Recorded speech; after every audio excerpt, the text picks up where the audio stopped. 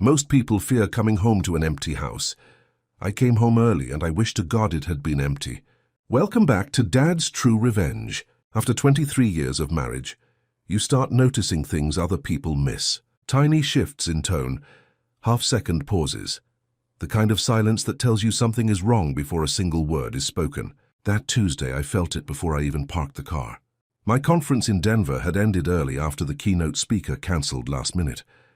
I caught the first flight home, thinking maybe, for once, Cassandra and I could have a quiet dinner together without phones buzzing or work getting in the way. I even stopped to grab her favorite Thai food. I was in a good mood. That should have worried me. The first thing that felt off was Preston's car sitting in the driveway. My son never dropped by unexpectedly, not unless he needed something. He was 26, married, living comfortably in an apartment I'd spent a small fortune helping furnish.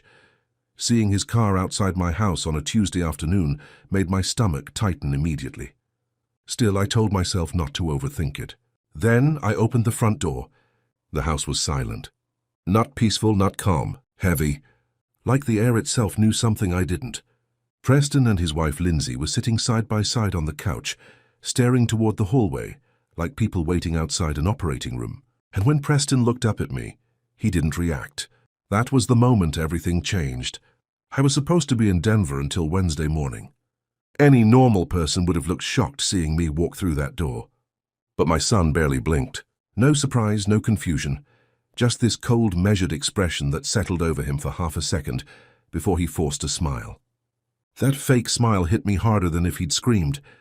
"Dad," he said carefully, "we were actually about to call you." I set my bag down slowly. "Were you?" Lindsay looked away immediately. Preston cleared his throat. "Mom had some kind of episode this morning. She's at Mercy General. Doctors say she's stable." I didn't ask another question.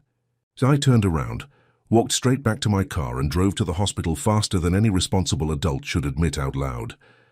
On the way I called Kurt. Everybody needs one person in life who tells them the truth whether it hurts or not.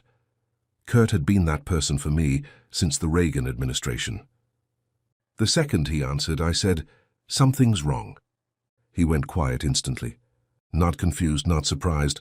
Quiet. That scared me more than anything else. By the time I reached Mercy General, my hands were shaking so badly, I nearly dropped my phone walking through the entrance. Dr. Beverly Nash met me outside the ICU. One look at her face, and I knew my life had already split into two versions. The one before this moment, and the one after. She explained that Cassandra's blood work showed severe toxicity levels that had likely been building for months. Months. That word kept echoing in my skull while she spoke. Not sudden, not accidental. Building. And right there in that hospital corridor, with fluorescent lights buzzing overhead and my wife fighting for her life upstairs, something inside me started connecting pieces I didn't want connected. Because suddenly Preston's calm expression didn't feel strange anymore. It felt rehearsed. And for the first time in my life, I looked at my own son and wondered if I actually knew him at all. I sat beside Cassandra's hospital bed for almost an hour before she finally opened her eyes. She looked exhausted. Not just tired physically, but drained in a way I'd never seen before. My wife had always been the strongest person in any room she entered. This was the woman who once argued with a contractor for 45 straight minutes because he installed the wrong kitchen tiles and then made him redo the entire thing for free. Seeing her barely able to lift her hand nearly broke me, but even then Cassandra noticed me trying to hold myself together. "You look awful," she whispered. I laughed despite myself. "You're in intensive care and still insulting me." Someone has to. That was Cassandra. Even hooked to machines, she still found ways to swing punches. I squeezed her hand and promised her something right there beside that bed. "I'm going to figure out what happened." Her eyes lingered on mine for a second longer than normal. And then very quietly she asked, "Was Preston there?" That question hit me like ice water. I didn't answer immediately. I think she noticed that too, because her face changed. Not dramatically, just enough. A mother recognizing a truth before anyone says it out loud. I stayed with her until the nurses forced me to leave so she could rest. The second I stepped back into the hallway, Preston stood up from the waiting room chair. "Dad," he said quickly, "can we talk now?" There was nervous energy all over him. His jaw kept tightening. His hands wouldn't stay still. Lindsay sat beside him staring down at her phone, but the screen was black. She wasn't even using it, she was pretending to. I looked directly at my son and realized something horrifying. He wasn't worried about Cassandra. He was worried about me. That's a completely different kind of fear. What exactly were you giving your mother every morning? I asked calmly. His forehead creased instantly. What? You heard me. Just vitamins, he said too fast. Which vitamins? Silence. Then his eyes flicked toward Lindsay. That tiny movement told me more than a confession ever could. I nodded slowly. Go home, Preston. Dad, you're making this into something. Go home. This time my voice came out colder. The same voice my father used when disappointment outweighed anger. Preston stopped talking immediately. They left 10 minutes later. The moment they walked out, I pulled out my phone and started reviewing every financial account Cassandra and I shared. At first, nothing jumped out. Then I started noticing the withdrawals, small amounts, scattered carefully. $200 here, $300 there. The kind of numbers designed not to attract attention. But when I added everything together, the total made my chest tighten. Nearly $11,000 gone over 5 months. And only one other person besides Cassandra had emergency access to that account. My son. I leaned back in that hospital chair staring at the screen, while denial slowly died inside me. People think betrayal arrives loudly. It doesn't. Real betrayal is quiet.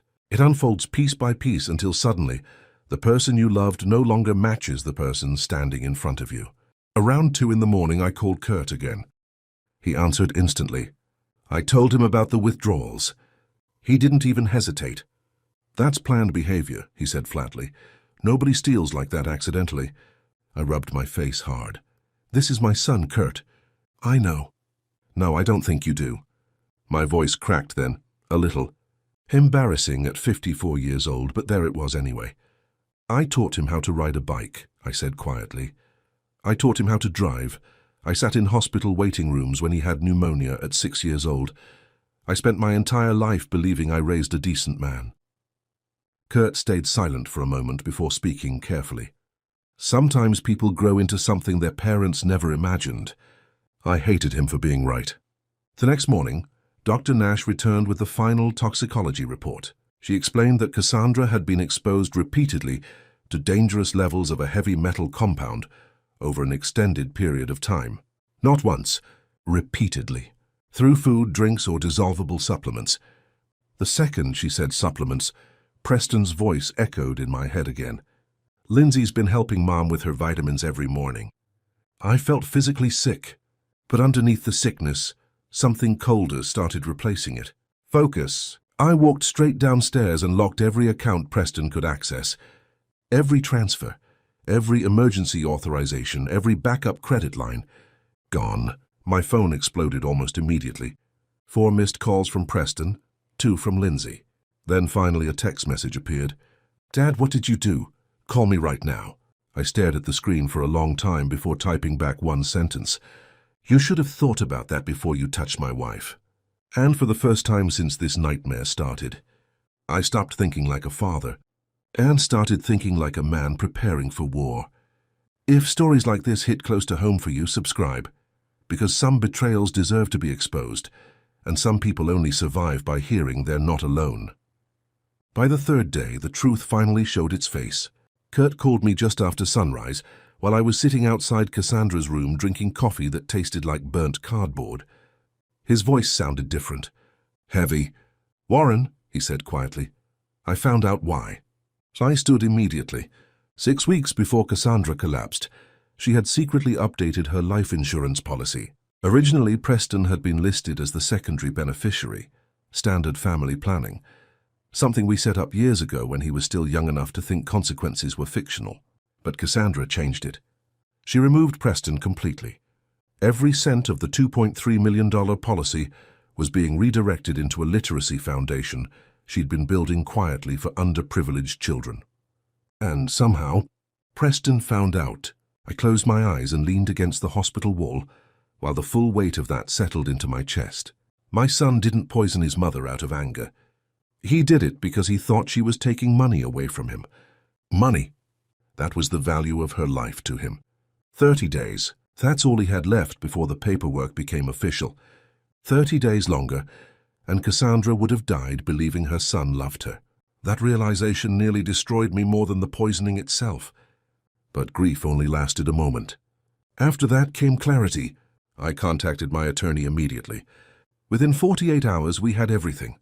The withdrawals, the supplement purchases, the pharmacy footage, the toxicology reports, even recordings proving Preston had called the estate attorney pretending to work for Cassandra. The police arrested Preston and Lindsay in the hospital parking lot. They were carrying flowers when it happened. Flowers. As officers placed handcuffs on my son, he looked up at the hospital window searching for me. And I stood there watching. Not yelling, not crying. Just watching quietly while the boy I raised disappeared forever. Cassandra survived. That's the only reason this story has an ending instead of a funeral. And if you've stayed with me until the end, subscribe. Because sometimes the people who betray us most are the ones we once trusted with everything.